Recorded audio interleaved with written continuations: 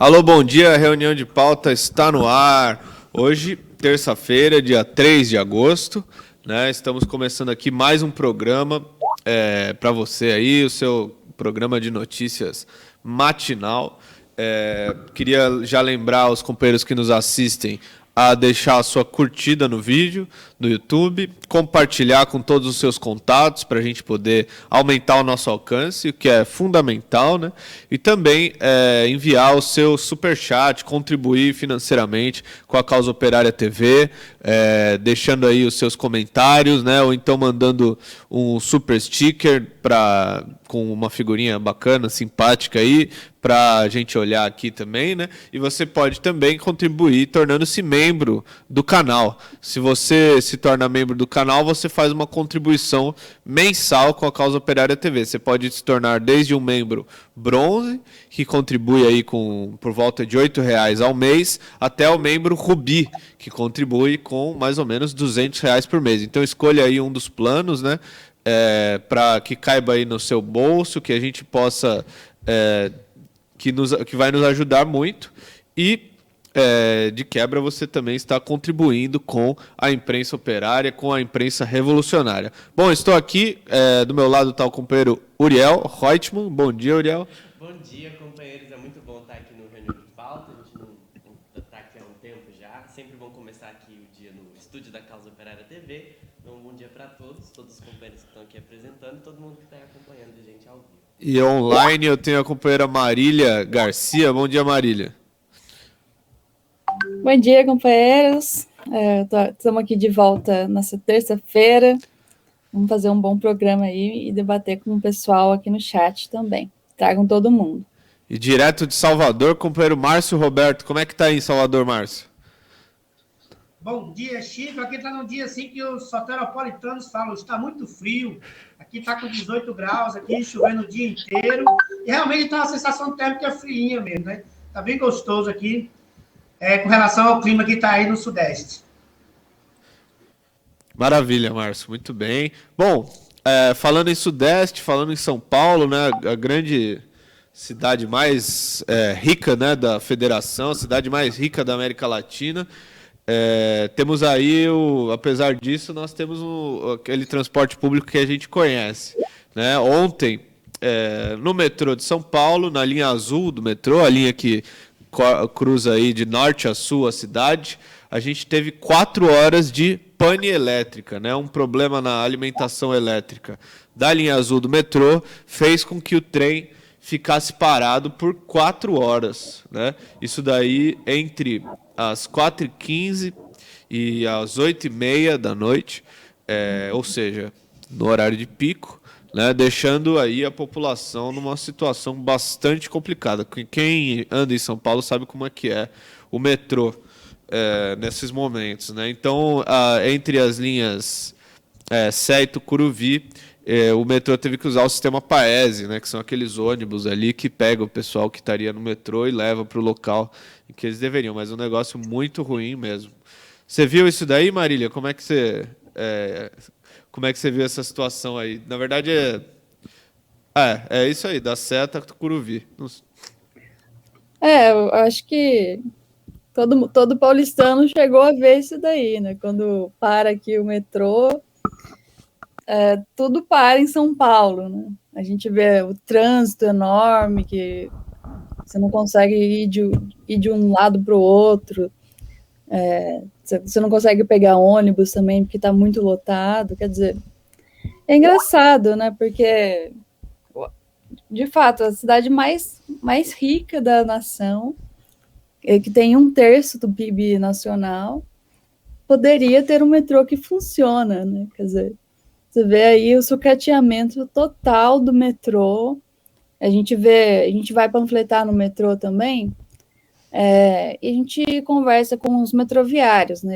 Eles falam que estão cortando todos os benefícios da categoria e tudo mais. É uma situação de sucateamento total.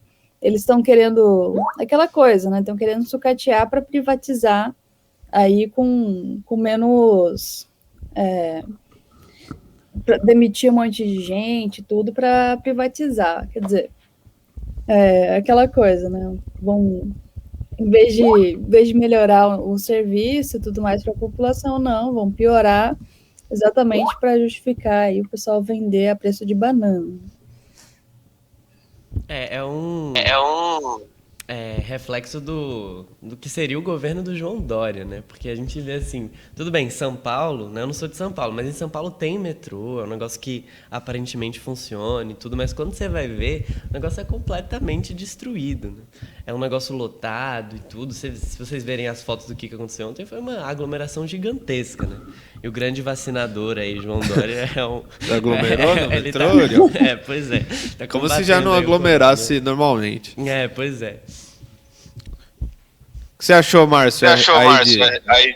Eu queria falar do ponto de vista dos próprios trabalhadores, né? Porque isso aí, essa falha aí, vocês devem ter visto que foi um princípio de incêndio. Só que, do ponto de vista dos trabalhadores, dos operários lá do metrô, tem a CIPA, né? Da Comissão Interna de Prevenção de Acidentes, com o pessoal que bem disposto, totalmente capaz de evitar qualquer tipo de falha desse sentido aí, que é bem simples de resolver, igual vocês colocaram. Só que aí tem um detalhe, há uma sabotagem intensa desde o primeiro dia que a CIPA é instaurada. Quando você elege a primeira comissão, na primeira reunião, você já vê o boicote, porque não tem nenhum tipo de material que lhe permita agir para prevenir os acidentes, não tem nada, né? O pessoal fica de mãos atadas, mesmo com total disposição para evitar uma coisa simples dessa aí, que é um princípio de incêndio. Bom, é isso aí, né? A gente sabe que o negócio poderia funcionar, mas que não funciona por um boicote do governo. Falando nisso daí, né, a gente viu que nesse último período saiu aí na imprensa os recordes, né, que o governo Bolsonaro tem batido com relação a diversos números aí, né? O desemprego, a inflação e o endividamento bateram recordes no Brasil, né? As projeções da inflação já estão próximas de 7% em 2021, superando aí os números aí do último período, né? E além disso, a gente tem a situação aí de milhões de pessoas desempregadas, né? Cerca de 14,8 milhões, 14 milhões e 800 mil de desempregados, o que corresponde a 14,7% da força de trabalho, né? E um nível muito grande de endividamento das famílias também, né? Em abril, segundo os cálculos, as famílias no Brasil deviam 58,5% da sua renda anual, mais da metade da renda anual, para o sistema financeiro, para os bancos, né? Vamos dizer assim, para as famílias dos banqueiros aí, que estão aí ficando com 60% da renda da população brasileira, né? Então a gente vê, é uma situação totalmente sinistra. Queria ver daí o que os companheiros têm a comentar sobre isso daí. Não, se você é um cidadão comum, né, nessas épocas aí do golpe, você não tem emprego, você só paga dívida e o preço está só aumentando. Ou seja, a perspectiva que a gente tem é de um verdadeiro desastre aí econômico. Essa crise já está chegando num patamar que não é nem mais uma brutalidade, é um massacre da população. E a gente precisa compreender que não dá para continuar dessa forma. Se continuar, a gente está se aproximando aí das grandes ondas inflacionárias que a gente já teve na história, da ditadura militar, do FHC aqui no Brasil, né? O pessoal já está com fome, é um desastre total justamente por causa do que a gente estava discutindo antes, né? Ninguém tem interesse em combater o desemprego, pelo contrário, o interesse aí dos capitalistas, Bolsonaro, João Dória, etc., né, dos golpistas, é aumentar o desemprego, é privatizar tudo, deixar o pessoal sem comida e todo mundo pagando dívida.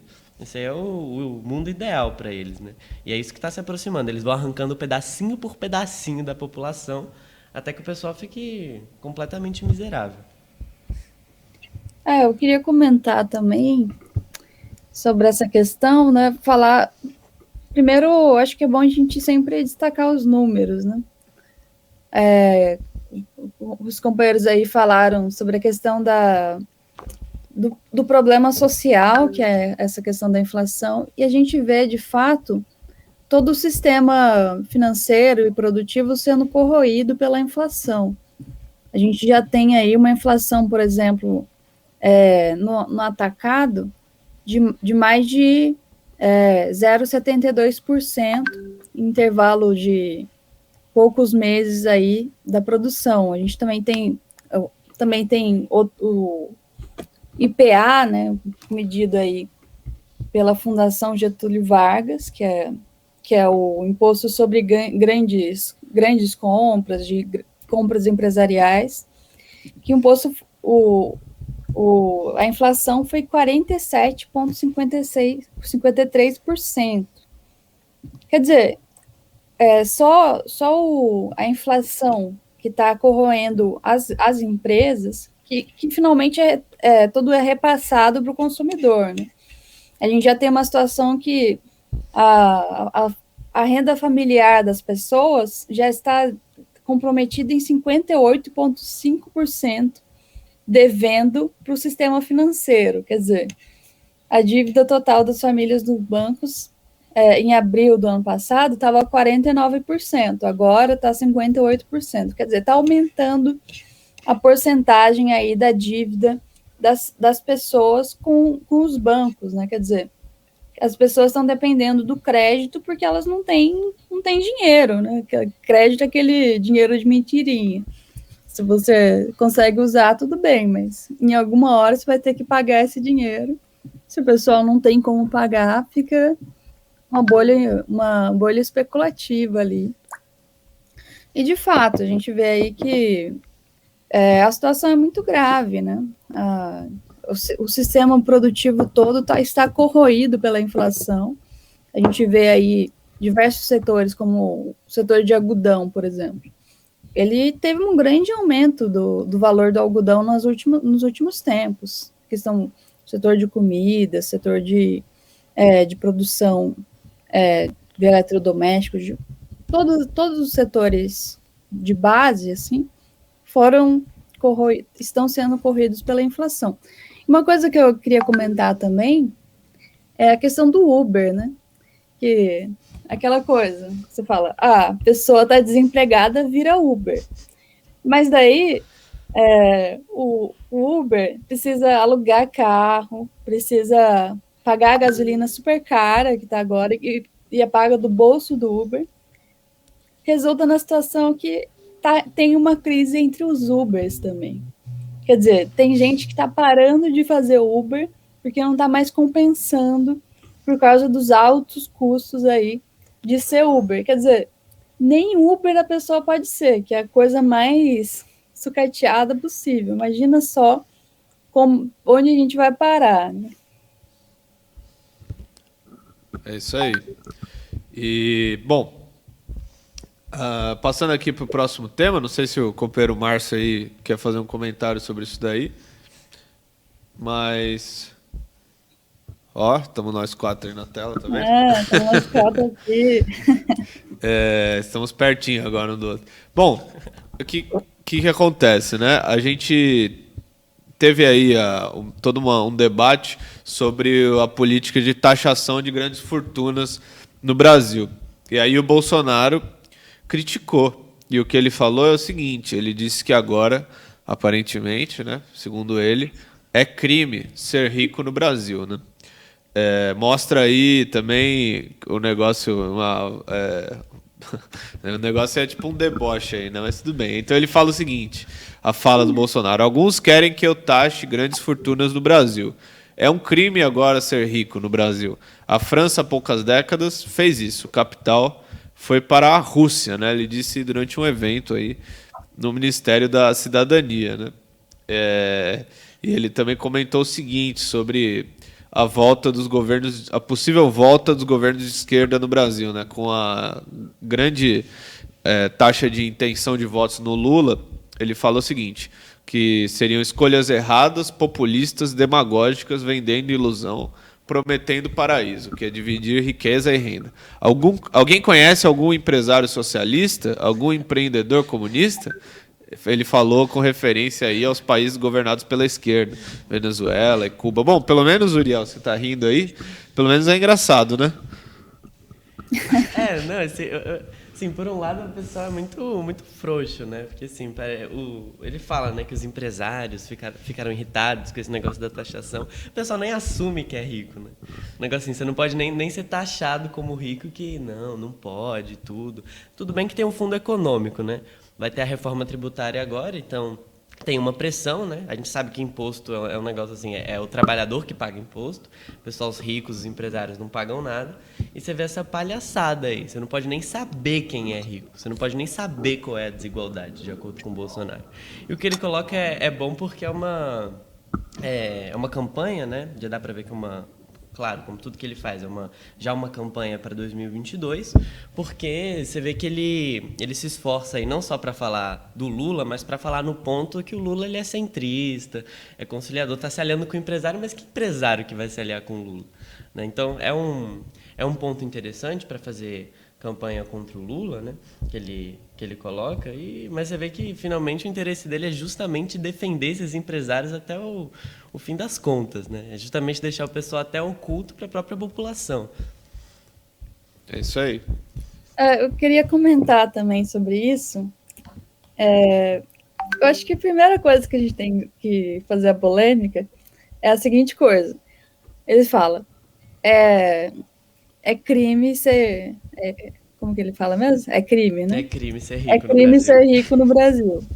Uma coisa que sempre foi crime no Brasil foi ser pobre. Porque se você é pobre, nossa, você paga um tanto de imposto, tudo que você paga tem imposto. A maior parte, uma grande parte da renda do pobre, que é pouca renda, mas a maior parte da renda é de imposto. Quer dizer, ser pobre pode ser crime, mas ser rico não pode.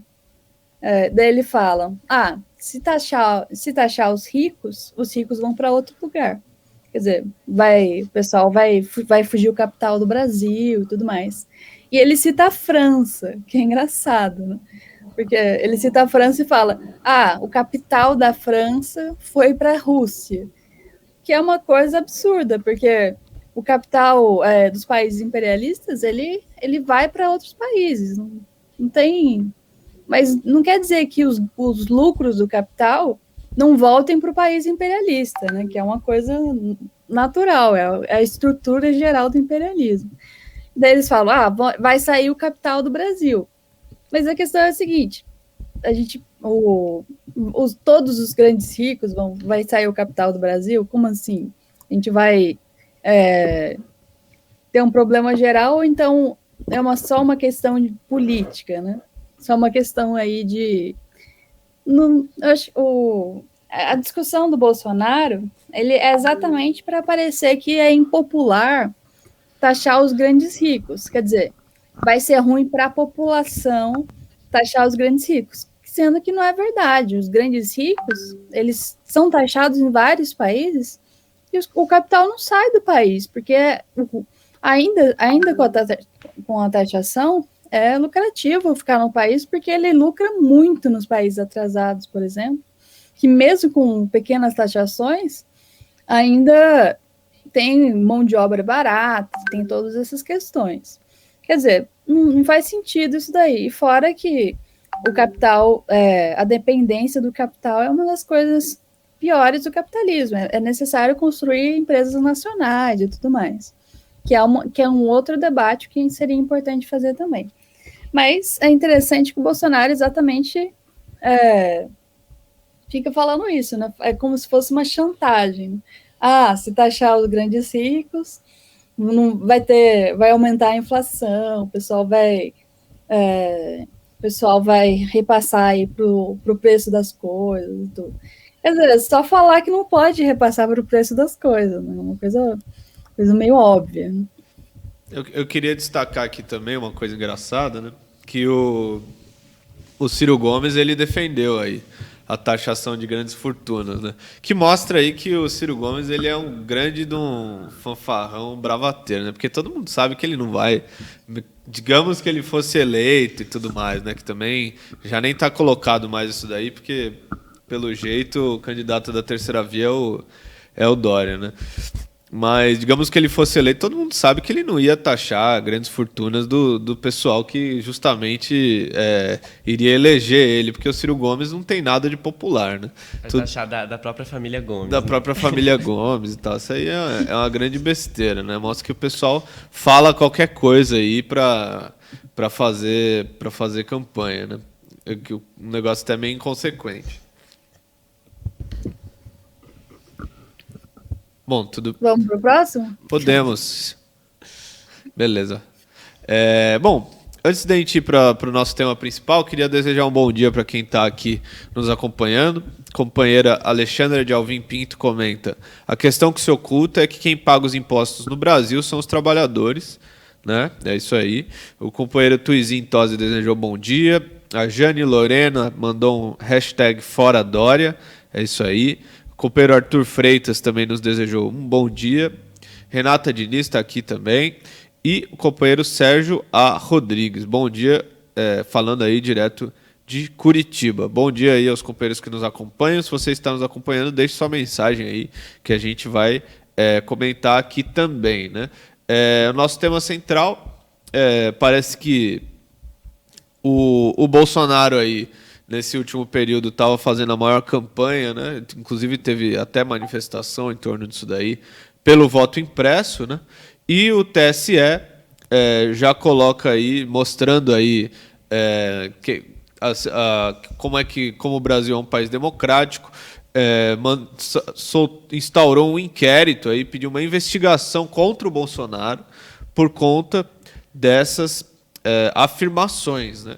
Segundo aqui a matéria no Conjur, no site dos consultor jurídico, conjur.com.br, o TSE vai enviar ao Supremo Tribunal Federal uma notícia-crime contra o presidente por suposta divulgação de fake news, né? E vai instaurar também um inquérito administrativo para investigar ataques contra o sistema eletrônico de votação e a legitimidade das eleições de 2022. Ou seja, né, a gente já vê aí uma situação que inclusive, colocando em risco até uma crítica da própria esquerda contra as eleições que são totalmente fraudadas, né? As últimas eleições presidenciais todo mundo lembra, né? Então, a notícia crime foi proposta aí pelo Barroso, né? Que é um dos principais defensores aí disso daí, né? Da questão das urnas eletrônicas, né? E foi baseada aí numa live feita pelo Bolsonaro na quinta-feira passada, em que ele teria prometido apresentar provas sobre a insegurança das urnas eletrônicas no Brasil, né? Então é isso. Vocês viram isso daí, Marília, essa questão? Eu vi isso daí, né? Acho que a gente colocou aqui como o tema central, exatamente porque suscita uma discussão importante. Acho que primeiro que a gente tem que falar é que o desespero da burguesia com essa campanha do Bolsonaro em torno do voto impresso, né? Quer dizer, mostra aí que as eleições de 2022 vão ser super fraudadas, né? Porque vir alguém para falar que tem que ser voto impresso, tem que ser qualquer coisa, porque o voto impresso, tudo bem. O voto impresso, ele continua sendo eletrônico. Só que você imprime o voto eletrônico, quer dizer, vai ali uma impressora, você imprime o voto, você olha o voto e cai numa caixa. O voto impresso não quer dizer que vai ser uma contagem, vai ser uma contagem de papelzinho, a primeira contagem. Não é isso. É que você vai ter o papel além da questão eletrônica para fazer contagem. Então, se alguém tiver algum problema com a contagem eletrônica, faz a contagem física. Quer dizer, não tem nenhum problema. Na verdade, é mais uma forma de garantir que ninguém vai fraudar as eleições. Mas, como a burguesia quer fraudar as eleições, obviamente que eles não querem voto impresso, né? Então, quer dizer, eles estão aí falando, não, o Bolsonaro falou fake news e tudo mais. E instaurou notícia-crime contra o Bolsonaro, vão fazer uma investigação, todo um processo judicial que é uma coisa séria, ainda mais contra o presidente do Brasil. Quer dizer, é uma coisa que mostra que o pessoal está muito desesperado mesmo para fraudar as eleições. Né? E outra coisa que eu queria comentar é a questão das fake news. Né? Agora, fake news virou o tema de todas as investigações. Né? O pessoal é preso por fake news, o pessoal é condenado por fake news, é instaurado notícia-crime por fake news. Quer dizer, falar coisa que, na verdade, agora é crime no Brasil. Você não pode ir lá e falar alguma coisa que não é verdade. E quem determina que não é verdade é o TSE, né? A burguesia. Quer dizer, você vê aí a situação que estamos. Né? Dá pra ver que a esquerda, né, ela fica que nem cachorrinho dessas instituições. Se a gente for ver quem que está fazendo essa campanha contra o voto impresso, que é uma coisa simples, né, que é até uma questão que o próprio PCO vê que não, poderia ter o voto impresso. Né? A gente vê, quando a gente vai lá votar, por exemplo, vota 29, né, em todos os candidatos. Só que você não sabe o que aconteceu com aquele voto. Pode ter ido para qualquer lugar. Então, uma reivindicação normal das pessoas e até por isso que é um eixo de campanha que o Bolsonaro está encontrando. Né? A gente viu esses atos que aconteceram no fim de semana, foram atos esvaziados, né? Muitos menores do que os da esquerda, vale colocar isso daí. Mas, de fato, é uma coisa que é uma reivindicação popular e que isso dá uma animada no pessoal da extrema-direita. Porque você vê que quem defende... quem que tá louco com isso é a burguesia e o centrão, né? São os vampiros aí do TSE, do STF. É o pessoal que sempre tá lá fraudando as eleições, prendendo quem eles querem e fazendo o que eles quiserem com o país, né? Então esse pessoal tá preocupado aí com a questão do voto impresso, justamente porque não só vai dificultar a questão das eleições, como vai também criar um clima mais difícil para você eleger o candidato da terceira via, né? Porque se tem essa reivindicação, que é uma reivindicação popular, o pessoal, por exemplo, vai para a rua defender e tudo, principalmente a extrema-direita, é mais difícil de você tentar diminuir aí os votos do Bolsonaro. Porque a gente vê que é justamente esse jogo que está sendo armado, né? Por um lado, tentam tirar os votos do Bolsonaro para você conseguir a terceira via com mais facilidade, e por outro, tentam dar um golpe gigantesco contra o Lula, né? É tudo contra o Lula e tudo, esse negócio das fake news, da CPI e tudo que está acontecendo. Qualquer momento isso pode se virar contra o Lula, é muito provável que isso aconteça, para tentar colocar aí um candidato de centro, né? Que é justamente o pessoal que arrepia as calças aí com esse negócio do voto impresso. É isso aí. O que você acha, Márcio? Você acha que a burguesia quer fraudar as eleições no ano que vem? O que Marília falou aí foi espetacular mesmo, porque a gente viu a fraude acontecendo diante dos nossos olhos nas eleições passadas, né? E Bolsonaro estava nas reuniões. O pessoal, ele próprio sabia que não tinha voto nenhum. Como é que nós vamos ganhar? Primeiro tira Lula, depois a gente muda. O cara sabe como funciona, e aí a gente vê como é que é aí, né? Ele começa a usar esse lado popular aí, que a população tudo também quer certeza que o seu voto vai ser válido e tal. A gente viu, nós do PCO, por exemplo, já tivemos uma eleição que nós votamos no PCO e depois saía 0 votos na impressão de cada urna, né? E a gente viu isso, no Brasil inteiro aconteceu isso durante um período eleitoral. Para você ver que é capaz, apareciam os companheiros candidatos na urna eletrônica, você votava, pim, saía tudo. E aí, quando saiu o extrato, né, da urna, o extrato geral, era 0 voto. Não é que não tinha nem o nome do candidato, não. Tinha o nome do candidato, 0 voto. Você vê como é que é um negócio assim, bem... que é real isso aí, né? Eu não sei, né? Eu fico pensando, você vê, a extrema-direita faz essa campanha aí pelo voto impresso, né? E, por outro lado, a esquerda faz uma campanha super impopular aí, defendendo a urna eletrônica. A campanha não é só impopular, mas também é meio ilógica, né? Então, não sei, me parece, como tantas outras vezes, né, que a esquerda, ao se colocar a reboque da burguesia nessa questão, quem acaba capitalizando com isso, naturalmente, é o Bolsonaro. Né? Aí o Bolsonaro ele se coloca aí como popular, defende o interesse do povo, etc, etc, contra a esquerda que fica fazendo essa demagogia besta aí com a burguesia, sendo que a burguesia não vai ter nenhum problema, como não teve anteriormente, em fraudar as eleições contra a esquerda, né? Negócio meio... É até uma política esquisita, meio suicida.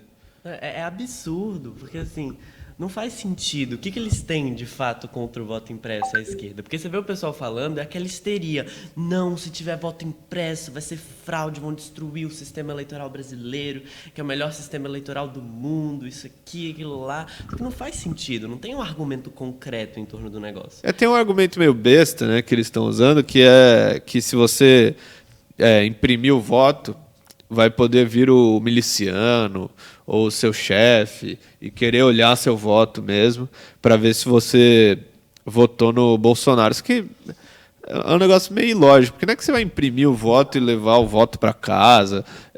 Você vai imprimir e botar na urna, né? Não faz diferença no fim das contas. Nesse sentido, o seu chefe poderia exigir que você tirasse uma foto com o celular da urna eletrônica, por exemplo, para você mostrar seu voto. Por que não? Se ele vai te ameaçar. Uma outra coisa, né? Acho que é importante falar. O voto não vai ser impresso com a sua foto, não vai ser impresso com o seu título de eleitor. Ele sai impresso, ele é impresso ali num padrão, como qualquer voto. Quer dizer, não vai caracterizar nada, é proibido, inclusive, caracterizar. Se você parar para pensar, para quem conhece um pouquinho de informática, é mais fácil você falar que quem votou na urna, porque na urna é o seguinte, você vai lá e tem que bater. Quando você vota, daí vai alguém e autoriza o seu título de eleitor. Você tem que ir lá, colocar digital e tudo mais. A ordem que as coisas são feitas, elas permitem que a gente bata as duas informações e veja quem votou em quem. Que é uma coisa que é um absurdo, né? O voto impresso não dá para fazer isso. Não dá para... Ele é impresso, não dá para mostrar quem que votou, qual que foi a ordem de votação, qual que foi o horário de votação. Tudo isso dá para fazer numa urna eletrônica, pelo próprio sistema eletrônico. O sistema eletrônico, ele sempre registra a ordem das coisas, registra o horário, que é uma coisa normal. Quer dizer, a urna eletrônica é super fraudável. O voto impresso tem muito mais dificuldade de fraudar. Tudo é fraudável, finalmente. Mas é mais difícil de fraudar o voto impresso. Contanto que só o Brasil, de todos os outros países, tem um voto eletrônico exclusivamente, como... Só o Brasil usa o voto eletrônico como exclusivo para as eleições. Que mostra que a gente é a República das Bananas, porque, imagina, a França... Por que a França não vai usar o sistema mais democrático? Quer dizer, mostra que não é democrática, né? É uma coisa óbvia. Né? Eu queria destacar aqui também, Marília, uma coisa que... uma matéria do Gazeta do Povo, aqui, de abril desse ano, né? Pra você ver um dos ângulos aí que o pessoal pega o negócio. O título é Voto impresso proposto por aliados de Bolsonaro copia modelo da Venezuela. Né? Então, na verdade, é isso, né? Eles vão... exatamente. Esse esquema de voto, que esse voto impresso que o Bolsonaro está defendendo, né? Nem o Bolsonaro está defendendo, é o mesmo sistema da Venezuela. Você vai lá, vota, o seu voto é impresso, você deposita ele numa urna, e aí tudo bem, tem a contagem eletrônica dos votos, mas aí o pessoal pode requerir que se olhe as urnas, né, para contar os votos que estão impressos também, para ver se teve algum erro ou se teve alguma fraude na contagem eletrônica dos votos, né? Então, no fim das contas, se você for pensar bem, de uma forma lógica, e racional, é que o voto nesse sistema ele é muito mais confiável do que o voto eletrônico. É óbvio isso daí. Muito óbvio. Aqui, esse negócio, né? Que nem a Rosângela falou aqui.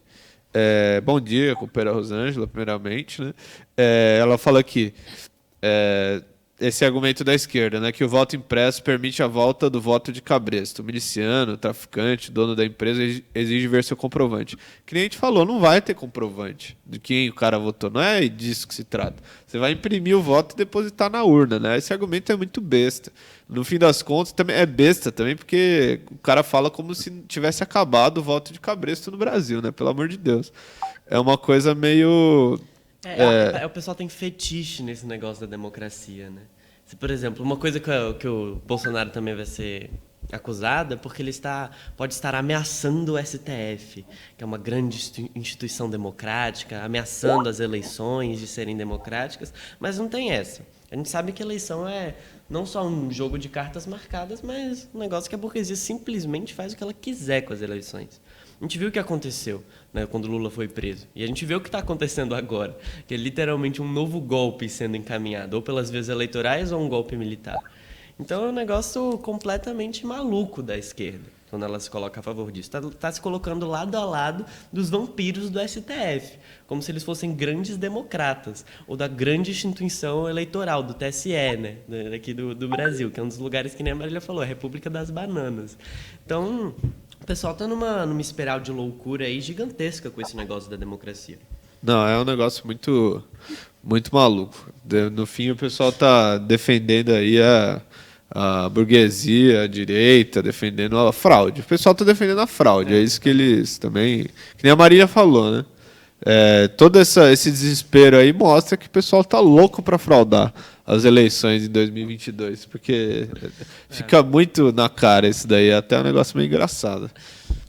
Bom, deixa eu dar um bom dia aqui para um outro pessoal que entrou aqui, o companheiro Rude Pride, né?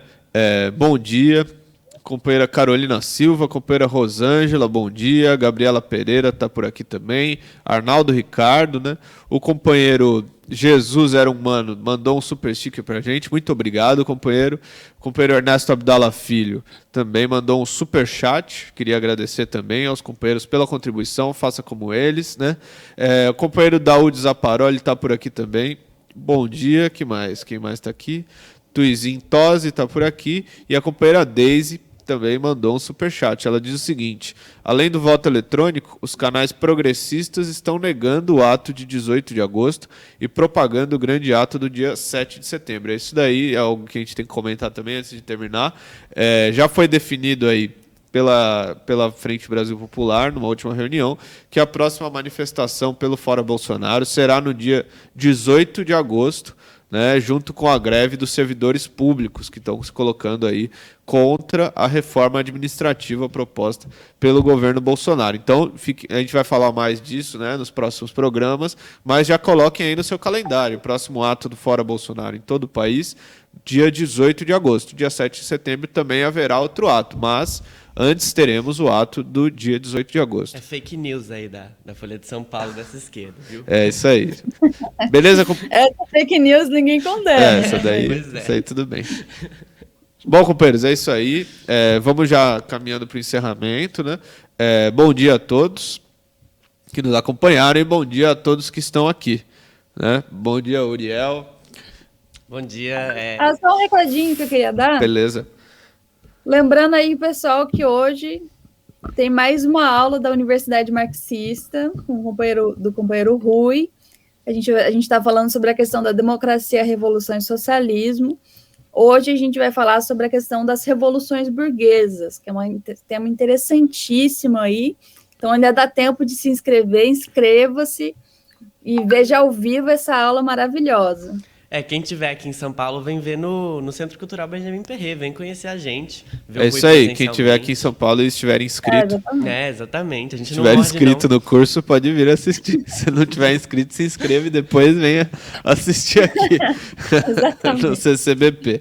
Beleza, então o site é universidademarxista.pco.org.br. Entra lá e faça a sua inscrição. Bom dia, Márcio. Manda um abraço aí, direto de Salvador. Bom dia para todo mundo. Até amanhã.